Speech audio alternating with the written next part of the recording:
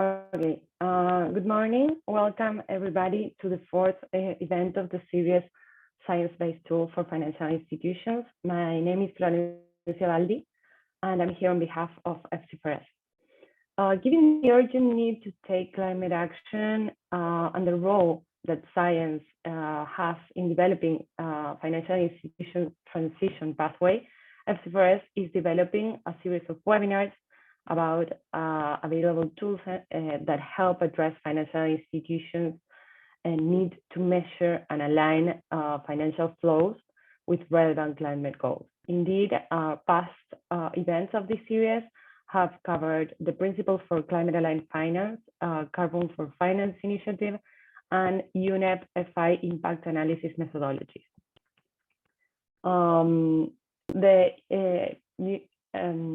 The UNDP FTSE-TPI Financial Centers for Sustainability is a partnership among the world's financial centers covering 39 members, representing 84 trillion equity market capitalization and managing 82% of global equity market. Our overall objective is to expand sustainable finance globally by enabling financial centers to evaluate themselves regarding the state of sustainable finance, as well as providing tools and insights to engage local institutions, as well as inform policy, and ultimately drive market transformation. So at FTSE-TPI, we believe it is essential to create spaces like this, where the focus of accomplishing the Paris Agreement goal is key, it's the center, and where we can support the collective commitment to build resilience throughout the world. So today's session, we will showcase the Transition Pathway Initiative Center, TPI. This is a global initiative that assesses companies' preparedness for the transition to a low-carbon economy. It is led by asset owners and supported by asset managers, service providers, and non-profits. And TPI's universe covers over 479 companies across 16 sectors with a total market cap of $10 trillion. It provides also the Climate Action 100 Plus benchmark to assess over 160 of the most carbon intensive and regional significant companies. And it has published 4 state of transition reports, and its data has been embedded into the Financial Times Stock Exchange TPI Climate Transition Index, and increasingly referenced by the London Stock Exchange. TPI has indeed 124 supporters in total, with a combined assets under management of $45 trillion. The presentation will be followed by a Q&A session, so we invite you to drop your questions in the chat box or raise your hand to be given the word. We do want to hear from you and turn this into an interactive session, so please don't be shy. And without further ado, I wanted to introduce you to our eminent speaker today. Beata Bienkowska is Deputy Research Lead and Project Lead for TPI Center. Beata has over 13 years experience working across public sector on national level and European institutions, as well as academia.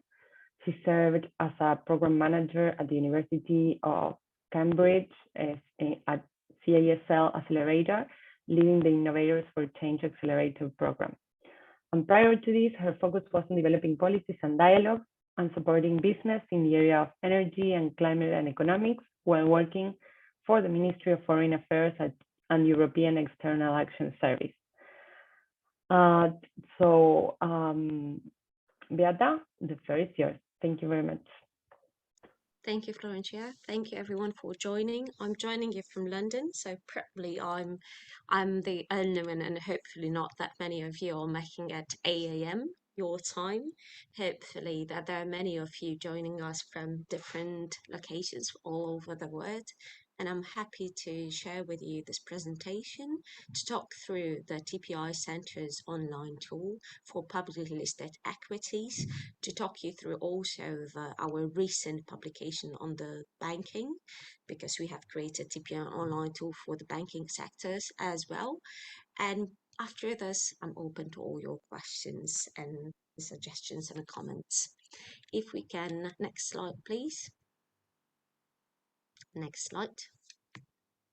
Okay, so much has been already said by Florencia. Just that in the meantime, as Florencia got the information, we increased the number of supporters to over 130, with a combined asset under management and advice of 50 trillion. So as you can see, that the initiative itself is growing, and as the initiative has been so successful with investors, so more and more investors have been using the TPI online tool. We decided that it's time to scale up the initiative. So basically, based on the success, we have created the TPI Global Climate Transition Center, which was established in June this year. There will be a launch event coming very soon in October, and there will be all the communication coming on the website. However, already you can see TPI homepage to be adjusted to the center. And the TPI Global Climate Transition Center is based at the Grantham Research Institute of Climate Change and the Environment and London School of Economics. So previously to establishing the center for 5 years, the Transition Pathway Initiative was working together with its academic partner, so the Grantham Research Institute, and there we had a small research team, which was delivering the methodology, assessment, and data. And now basically we are growing into a big research center, and I want to focus your attention a little bit on the research center. Next slide, please. Oh, but before this, a little bit about our journey. So we started back in 2017, and at the beginning we were only assessing the companies from the energy sector. So our first flagship report, State of Transition, and we have written 4 of those. In those you will always see the analysis of overall economy going through the transition to a low carbon economy, and how we assess companies there, what are the trends, what are the issues that needs to be flagged to investors. So at the beginning we assess only basically 100 companies, and every year we have been adding not only the number of companies, so increasing the coverage, but also adding new sectors to the universe. At the moment we are assessing companies from the 3 main clusters, energy, industrials and materials, and transport. However, we are still looking into increase our scope of coverage in terms of the companies and in terms of the sectors. And we are just talking about publicly listed companies. So our way was started from the public listed companies. In June 2022, you see the launch of the TPI Center, and this is the breakthrough moment. And I'll tell you shortly. Next slide, please. So this is the breakthrough moment as a center. We want to be an authoritative, independent source of research and data into the progress being made by corporates and financials into the transition to a low carbon economy. And to this end, we want to inform investors because we are specifically created by investors and for investors' use how they should align their portfolios with the net zero targets. We want to place transparency and independent analysis. That's why we are the research center based at LSC at the heart of informing investors' decision making. And we want to support the wider also public with the information on the transition to low carbon, including corporate debt and sovereign markets. Our main data partner is FTSE Russell, because basically with them we are increasing the coverage. We are assessing the Climate Action 100 companies. We are assessing companies on the TPI methodology, and I'll soon talk about this and why scaling up, because we are anticipating a scale up to 10,000 companies coverage of public listed equities. FTSE Russell will remain our key partner. And however, we are also working with a number of other partners, like within sovereign bonds project about which I will talk in a second, or the banks project. So it includes Asset Owner Alliance, IIGCC series, and PRI. Next slide. So basically, I told you that we're going to scale up to 10,000 companies with the coverage of publicly listed equities. We want to show at least how those 10,000 companies, whether they are aligned with the net zero pathway or not, to be sure that we tap on the really big universe of investors' portfolios, and that they are able at the portfolio level to assess the companies. We hope that with all the efforts that we make, that the TPI Center will be a key part of the post-COP26 financial infrastructure. And in order to achieve this, we are going to channels. First, as you see in the boxes, listed equities. And with those, we will be assessing companies in three categories. Category one, these are the major emitters, so seeing 100 companies. And these companies will be given intensive assessment and also in-depth assessment. So we are looking into adding, apart from Climate Action 100 benchmark, of assessing companies with the bespoke net zero sectoral standards, like the oil and gas net zero standards, to give not only comparable across sectors information, but also in-depth sectoral information. Then we have a category second. These are carbon intensive emitters, and by the end three of the center, we aim to assess around 800 companies against our methodologies, a current one, so management quality and carbon performance, which I will talk in a second. And then we have a third group of companies, those 10,000 universe, and here we're going to develop a bespoke methodology to how assess their emission reduction targets across sectors. However, to make sure that we have this comprehensive approach to the entire economy, we are going beyond the core activity of the TPI Center, so beyond public listed equities, and we have entered already other asset classes. So we are gradually adding corporate bonds issuers to our universe. We are planning to develop a bespoke bond duration methodology to assess them. We are in project ASCOR project, which is basically preparing framework. We are creating and developing together with investors a framework to assess countries on climate change. And then towards the end three of the center, we will also go to the private markets. In the meantime, we have this aim of creating transition knowledge hub, so this kind of a space to support investors, but also wider public by sharing our knowledge and sharing our experience, insights from the research that we make on the transition to low carbon economy. Next slide, please.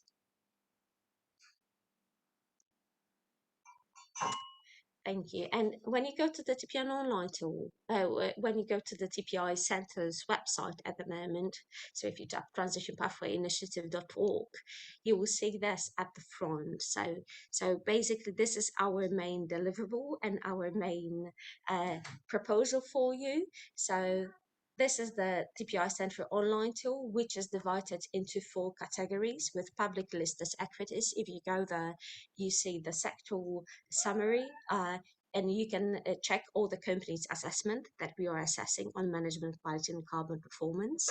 You can also check the assessments of corporate bond issuers, and then you can check the assessment of banks. And in terms of sovereign bond issuers, as we are developing currently the methodology, there are the publications on the updates where we are with the development, and we anticipate publishing the country's assessment in the next year, September 2023. Next slide, please. And why we do this? Because we want to enable investors to use our data in a number of ways for the ESG integration, due diligence, proxy voting, active ownership, exclusions if needed, demonstrating commitment and product creation. And now we can check on the next slide if investors are really using the data in this way. Next slide, please. So basically, Rebecca is using our data to guide its engagement on climate change. It's similar to USS, who's using our data to inform their voting and engagement, while Aberdeen is using our data to identify transition leaders and laggards, so again, to help their engagement strategy. The example of the Charter of England Pensions Board shows that the TPI data can be also used to create financial products and indices. So together with FTSE Russell, they have created a TPI FTSE Russell Climate Transition Index, in which our management quality and carbon performance data is embedded. Next slide, please. And with this, we will dive deep a little bit into the TPI Centre's methodology for publicly listed equities, because this is our main product. Next slide. So basically, our principles, how we conduct the assessments, can be explained based on the chart here. So at TPI, we look exclusively at companies' disclosure. So it means the sustainability reports, CSR reports, annual reports, financial reports, but only everything that is published in the public space. So we are based on the public company disclosure, and the way we are selecting companies to our universe is by going the market cap. However, we do not accept any request for adding companies from investors or from companies themselves, or deleting companies from our list. So it's a very independent process that we run. Once we look into the company disclosure, we are going into 2 types of the assessment: management quality, which is performed by FTSE Russell. They are providing us the raw data, and together we are processing this into the management quality, so the climate governance. And then our own researchers at the TPI Centre conduct the carbon performance assessment, which is the assessment of the company's corporate emission reduction targets.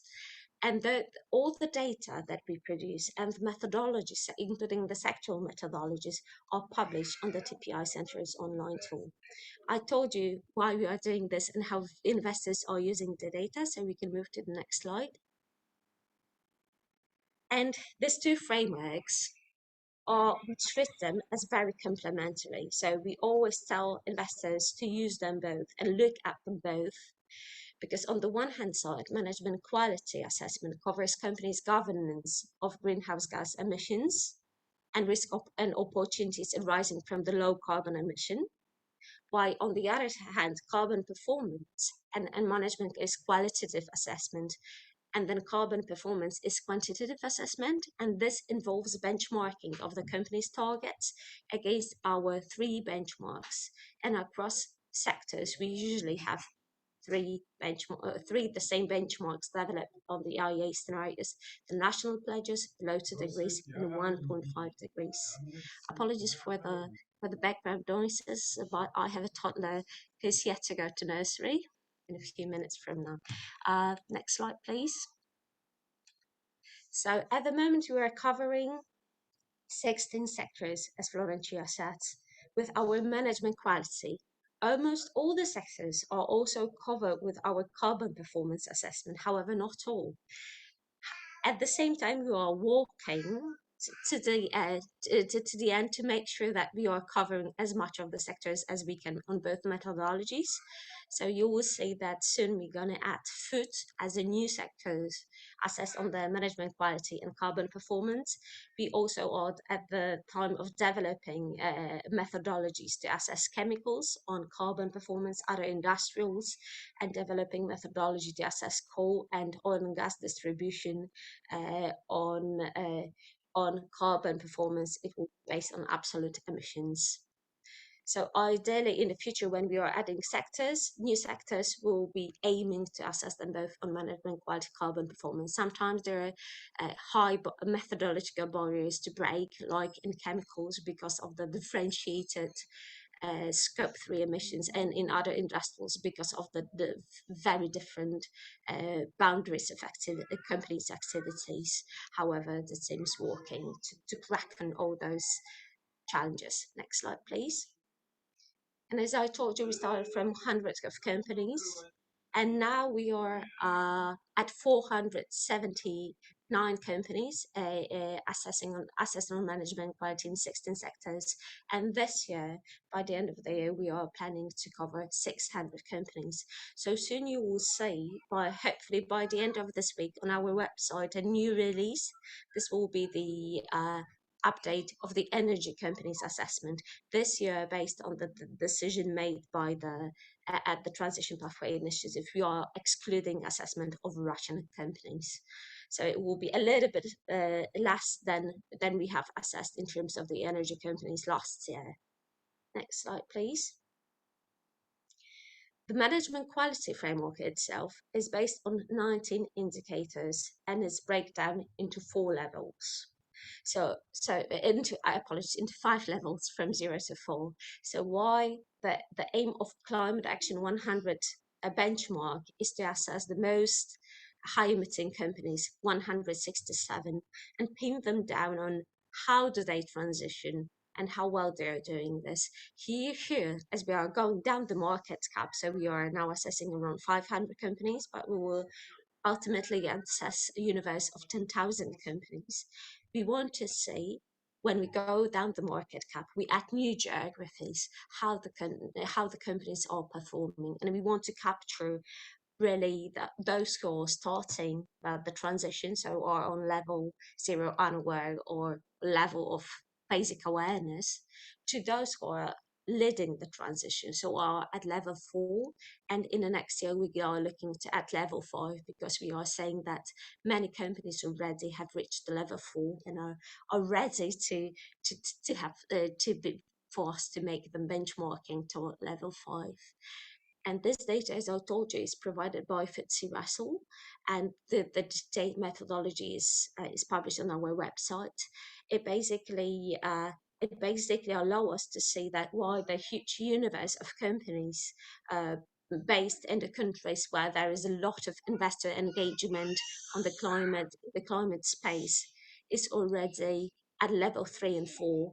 The number of companies across geographies which are still in the very early stages of transition.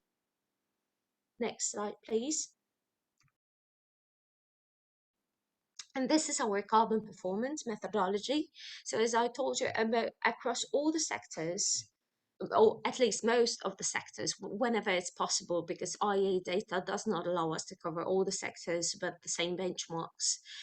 we have three benchmarks: national pledges, which is consistent with emissions reduction related to the policies introduced at mid-2020 at least. However, this scenario is not, this benchmark is not enough to reduce the global warming to keep the global warming reduced to 2 degrees or below.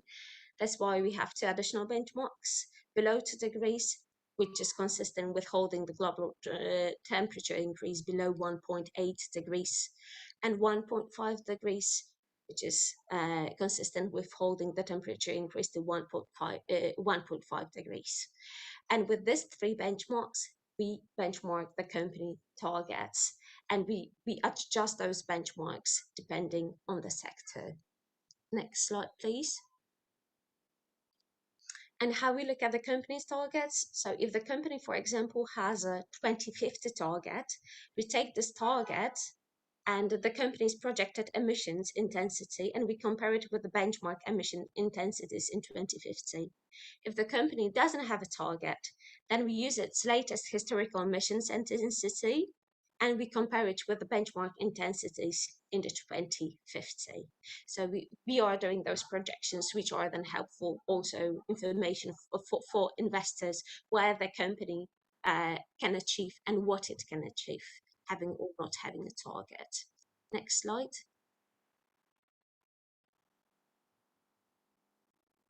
Next, okay. And early this year, in January, we have released a report on our sectoral decarbonization, on our sectoral decarbonization pathways. And this report summarizes our carbon performance methodology depending on the sector. So you will see that if you go there, you have a slide by slide what we do in every single sector.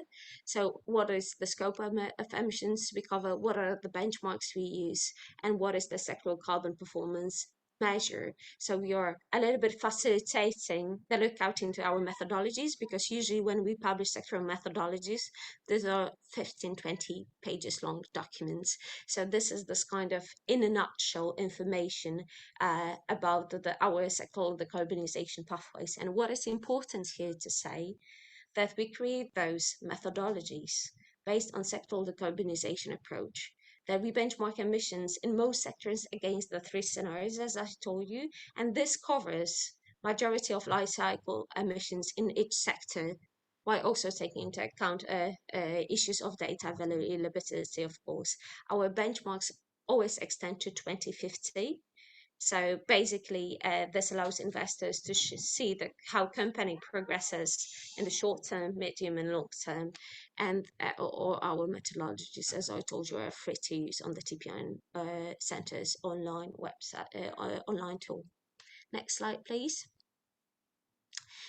For one sector, electricity, we have also developed the regional benchmarks, and these are developed for 4 regions: North America, Europe, OECD, and non-OECD countries, to make sure we address the principle enshrined in the UNFCCC and the Paris Agreement of common but differentiated responsibility, so that the countries which have historically emitted more should decarbonize faster than the other countries. So basically, you will see here that the benchmarks for Europe and North America are really demanding, and especially for Europe, they are expecting to decarbonize by 2035 to reach net zero. Why for the other countries, and especially non-OECD countries, the benchmark are much more to decarbonize, are much more softer in a way in their approach of allowing them more time to decarbonize. Next slide, please. And we've been repeating since our last state of transition that the pathway to net zero matters. So basically, as increases in global temperature depends on cumulative CO2 emissions, it means that we can't be looking only at the endpoint. We have to be looking at the entire company pathway. And this has been flagged to us by a number of investors, that apart from the endpoint, we should be informing them how the company performs in the short and medium term. So we have adopted this kind of 3-time periods as taken by Climate Action 100 plus. So the short-term alignment 2025, medium-term alignment 2035, and long-term alignment 2050. At the moment, when you go into the TPI online tool and you are seeing the company's assessment, you will see whether they are aligned or not aligned and with which benchmarks. We also mark on the pathway, as you see on the image below, companies' targets if they have set ones, the short, medium, and long-term targets. And this is all to inform the investors whether the company has sustainable way of transitioning to low carbon to net zero, or whether it plans slightly before, or whether it plans, for example, to backload their efforts. And we see this happening a lot, for example, in automobile industry, that companies are not planning to align with 1.5 degrees pathway only until the last point, so the late 2040s.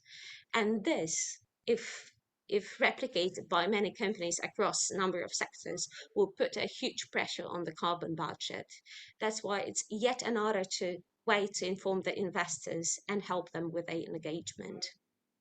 Next slide. And with this, because I was also asked to talk to a little bit about our banking project, I want to pass to our tool that we have prepared for banks and objectives of the project. And this is the project led by IIGCC, because they have a wider engagement project on banks, and we came in as academic partner to develop the assessment of banks on a climate change, to develop a framework and do the pilot assessment. So the objective has been very similar to what we did at TPI with public listed equities. So to develop a framework which is used by investors and which is prepared for investors. So that's why we have been doing it together with them in a very co-creative and iterative process. And this was all to assess banks on the climate change and on the alignment, especially with 1.5 degrees. So it aims to inform investors about the climate-related efforts undertaken already by banks in their transition to net zero. And what we aimed for, it was not to create additional reporting burden in the market space, because there are a number of tools already assessing banks, but to add something that has a unique value. And we saw that first investor-led banking initiative is something that can help the market basically to set high benchmarks which are investor expecting in terms of the carbonization of banks. Next slide, please. So here you will see the overall framework structure. We have like very detailed framework structure published in our report, which is available on the TPI website under the TPI Center's online tool for banks. But here is just to highlight, and we have behind the development of the framework itself, we had in mind investor expectations. This was a document drafted by IIGCC together with investors, in which they have detailed what they are expecting, in which areas banks should be assessed, and what should be the level of ambition. We also had in mind the net zero investment framework as prepared by IIGCC, and we had in mind the climate action 100 plus. So alignment across all those two latter initiatives and addressing investor expectations was our overall goal.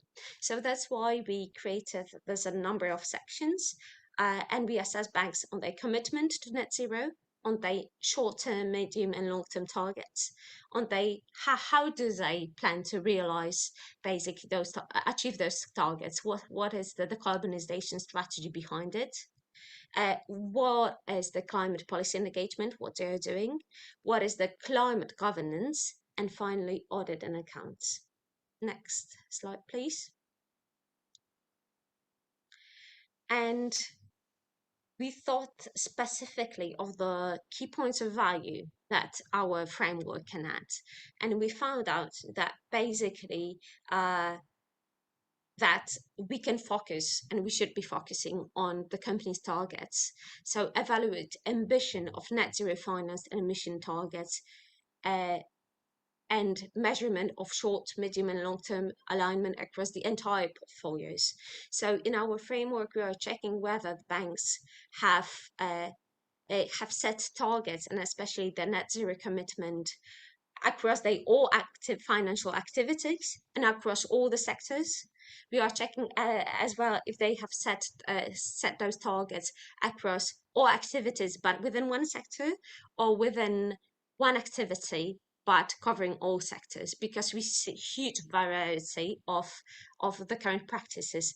So if you go to the TPI report and see the entire framework, it goes to very granular assessment of banks in order to capture this kind of differentiation of the current practices by banks.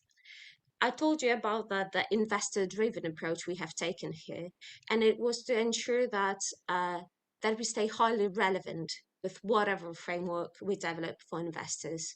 So we have set a number of roundtables with investors.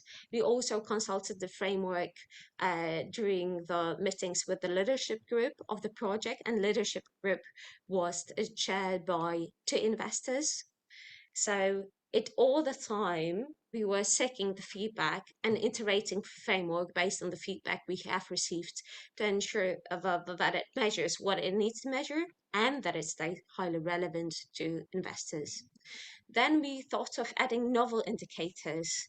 So for example, indicators that that reflect key levers for the decarbonization of financing portfolio and capital allocation, and we assess the capital allocation by how banks are operationalizing finance withdrawal from high emitting sectors, and how banks engage with clients transition plans. And it seems that from the feedback we have received from investors, that those target indicators and those withdrawal from high emitting sectors of the bank's finance have been critical indicators within the framework. And I told you that we are also looking for the CA100 alignment. So in a sense, we want to make sure that the framework is easy to use by investors who are used to a number of using the number of frameworks across the asset classes as well, and those the best in market benchmarks as a CA100. Next slide. This is basically just to show you, give you a glimpse of our findings and insights we have gathered based on the assessment of 27 biggest banks. So when we have assessed them in February, so you need to be mindful that in the meantime, banks have come up with a new disclosure, and maybe in the new disclosure there was more information which can be informative for their assessment. But we are finding that overall banks are beginning their transition efforts. Why are we seeing very good examples? And in the number of areas, we can name the banks which are setting the very good examples and are the leaders. The overall performance is relatively weak. And coming into the section by section thinking, so we find that a significant number of banks have published net zero commitments. Fewer have published short and medium term commitments, targets. However, coverage of banks' activities, as well as high emission economic sectors within those targets, is currently low. So either we see the banks that, for example, focus on the loan book and cover most of the sectors, either we see that they are covering more of activities but stepping only individual sectors. Then client engagement and sectoral policies are not yet aligned with banks' emission reduction targets or a 1.5 degree scenario. We also find that disclosure of exposure to high emitting sectors and finance emission is still limited to the loan book, and mostly, and it has been the evidence across most of the banks. Most banks also have allocated oversight to climate change and climate risk management to the highest level of governance, which is in itself good. However, the executive remuneration is not yet tied to finance emission targets. And finally, the climate policy engagement and audit and accounts indicators show very weak performance in this area. As you can see, it's just like the 1%, around 1% of average score of the banks.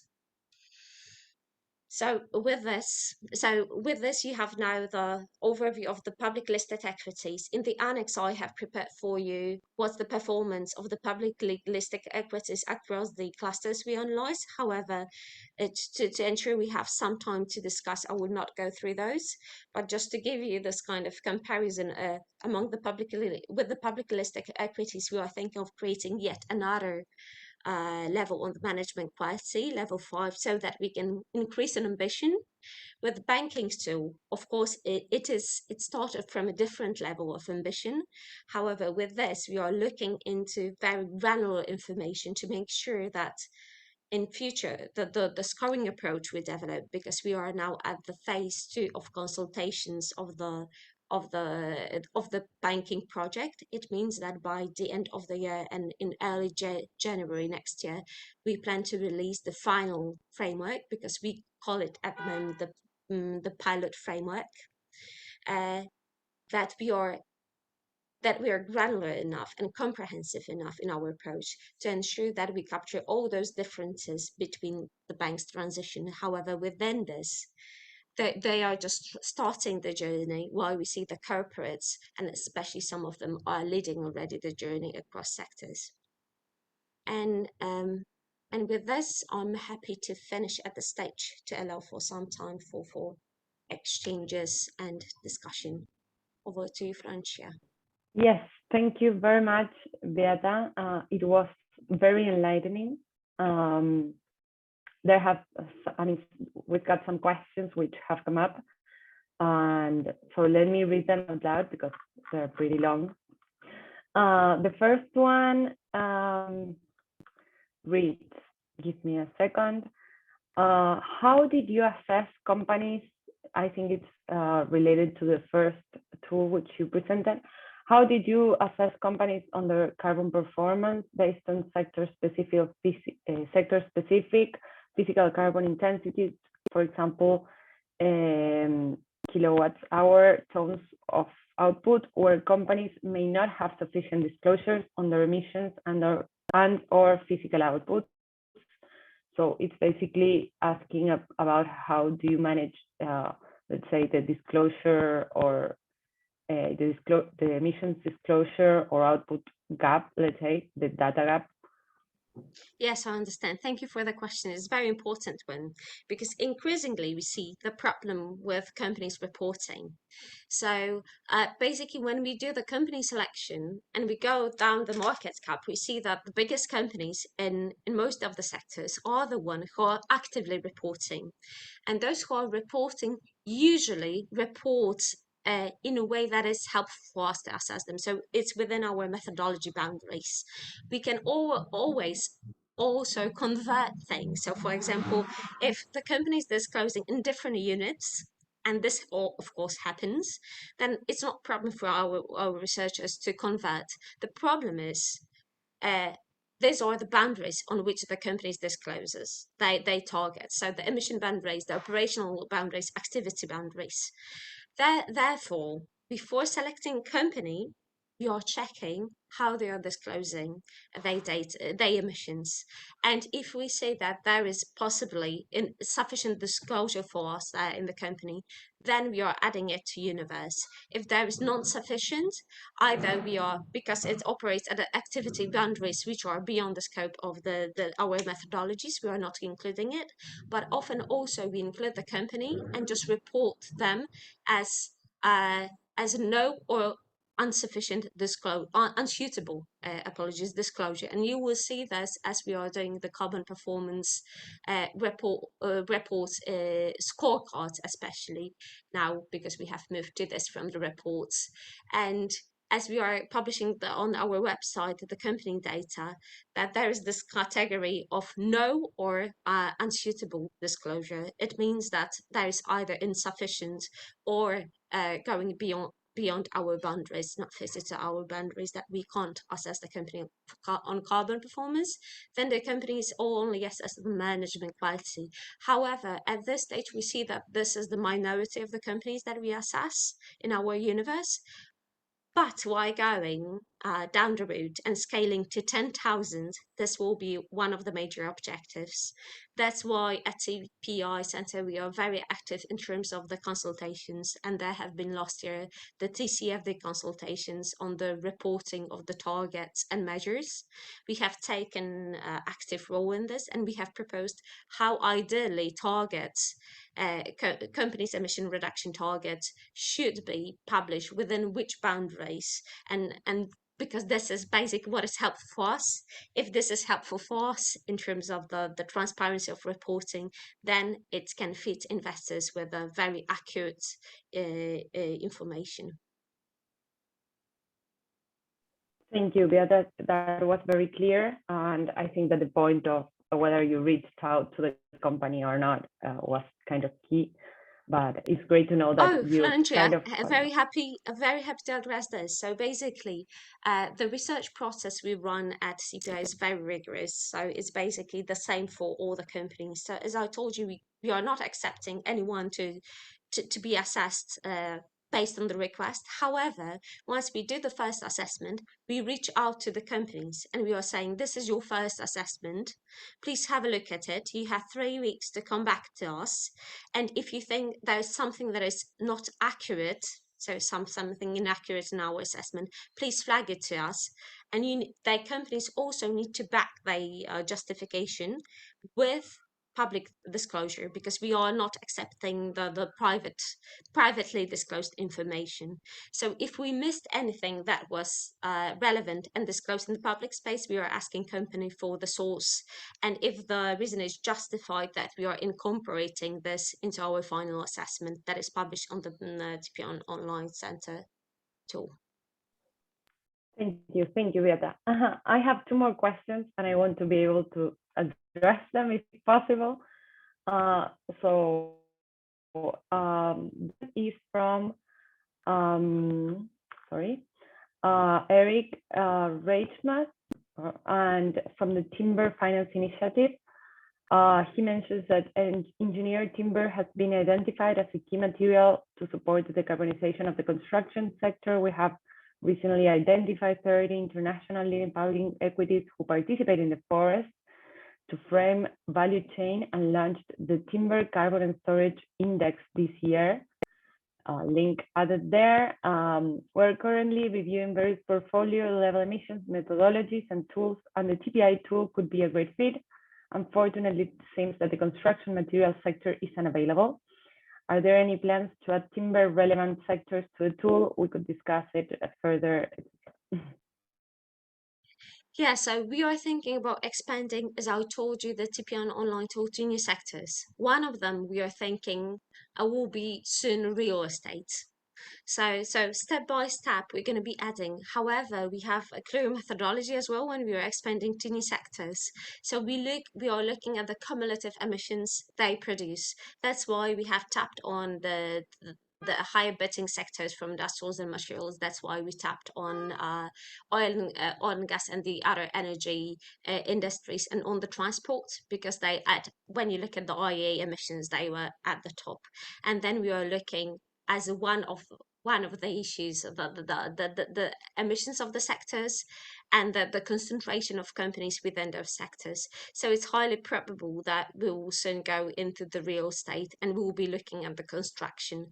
Already we have to talk a little bit about the timber in our research output. So last year we have published a blog on the circular economy where we are a little bit tapping into the timber and its relevance for decarbonization.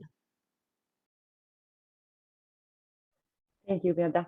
And then we have 2 questions by Takashi Ongo, Senior Fellow of Mitsui and Global Strategic Studies Institute. So basically, he says, achieving net zero requires technology innovation and the adoption of such technology. Technology innovation takes time. Despite our best efforts, we might not be able to make significant reductions by 2025 and only after 2030 may we be able to make significant reductions. How long it will take before big reductions become possible depends on the sector. How does TPI see the lead time for investment and reduction by investment? So at TPI, it's very important, this question, because it will also explain you what our role is. So at the TPI, what we are doing basically is just assessing the company's efforts to transition to low carbon economy. Yet we are giving the investors the remit to assess how the sectors are doing, how the companies are doing, and what the additional actions should be taken to the engagement account in order to tap on the potential, in order to make sure we accelerate at a good pace enough to reach the net zero. However, at this stage, we are not so much putting a pressure on the investors in terms of advising them and interpreting the data, how they should use it. So I would say, Takahashi, that why our job is tracking the assessment and making sure that we share enough insights for investors to know whether the companies are meeting their targets or not. The latter job is for investors.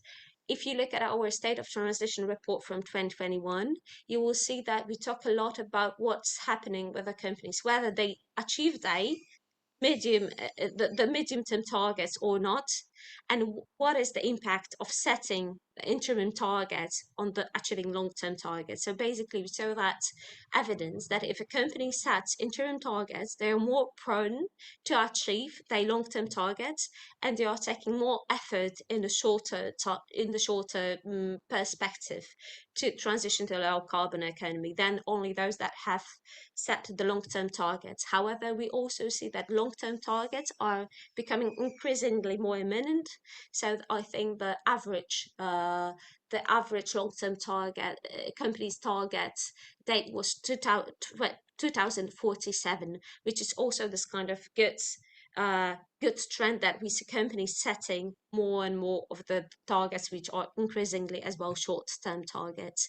And in our analysis that we are preparing for the launch event of the TPI Center, which is going to happen the second part of the October, basically we'll be looking again how many companies have met their targets, because many of them have set it for early 20s. And what does it mean for their long-term targets and for the overall transition to 1.5? Because as I told you, there are some sectors as outers which are backloading their efforts. So putting under the question if it's possible to transition in a sustainable manner of the entire economy.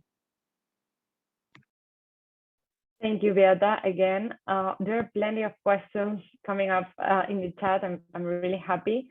Anna Rogenbach asks, in the banking sector, do you cover or plan to cover national promotional banks like state-owned or policy-driven banks? So our bank selection has been made based on the recommendations we got from the IIGCC, so from the group of investors, and we have looked at the banks to cover geography. So for example, we have some Chinese banks included in our assessment. We have the banks from North America, Europe, and then known from Australia, but also some from Asia, apart from the Chinese banks, so the Japanese banks. And I think that for the future bank selection will go rather with the approach, in line with the approach we have been taking at the TPI, so going down the market cap, not so much looking at the bank's organizational boundaries, because this can be different. And however, the big obstacles we have seen, especially with different geographies in banks, the Chinese banks at the moment do not disclose the data, which is sufficient for us to assess them on the banking framework. Thank you, Beata. Another question, they asked for a clarification of whether the bank it reads, the bank assessment will include audit and accounts. Do the other sectors have these as parts of their assessment? So basically, audited accounts is something that we have added to our banking framework. It's something that we are looking into Climate Action 100 plus as well, because these are the two aligned. So yes, we have actually, what we have done to make sure the alignment is there, we have almost copied the Climate Action 100 audited accounts into the banking framework. And of course make it bespoke for banks, because the banking tool is entirely bespoke for banks, to make sure that we are covering the right activity and organizational boundaries of those entities, which are very much different from the corporates.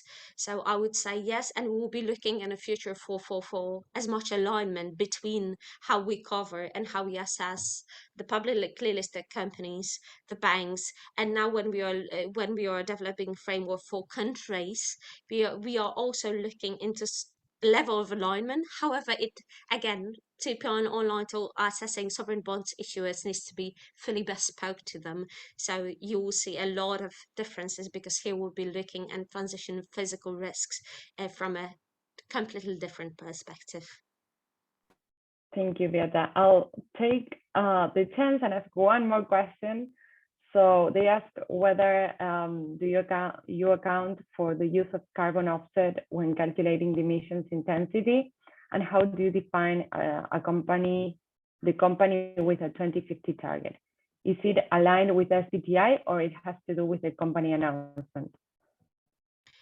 So a definition of alignment with 2050, it depends on the companies having a clear commitment to 2050. So if they have released a target in the public disclosure that it says it's 2050 target, then we are looking at the emission intensity of this target. If they release it in absolute emissions, we also have a way to calculate it. So either emission intensity or absolute emissions, and we look at this target, how it compares to our sectoral benchmark of the 1.5. And then we basically are allowed to say that whether the emissions are at the level in 2050 of the sectoral benchmark or not. In terms of the first question, I think I have forgotten. Is whether you account for the use of carbon offset when calculating the emission intensity. So basically, we see that use of offsets is something that is just appearing in the space. So the companies are starting to disclose. So we will be looking more and more into offsets. At the moment, we are developing the version 2.0 of the climate action benchmark. In this benchmark, we're already looking into piloting into adding sub indicators focused exclusively on the use of offsets and the proportion of the offsets used. At the same time, when we are looking at the carbon performance of companies across TPI sectors, we are also looking at this information, and we are thinking about more enhancing more transparency and disclosure on this in the future. Okay, perfect. Thank you very much, Beata. Indeed, it was a pleasure. We're immensely grateful for having you on the panel, and we look forward to working with you and our network members. Thank you to all the attendees for being here today. We hope this webinar has been informing and valuable for you, and we invite you to share this information with your colleagues. You can find more information about the upcoming webinars in our webpage, www.actipress.org, and you will be receiving updates in your email regarding this session. So once again, thank you very much. I'm sorry if we couldn't address any more questions, but given the time frame, we have to finish here. Thanks a million. Thank you, Florencia. Thank you, everyone, for listening to this lengthy presentation. I hope it was insightful from you. I hear from some of you that it was.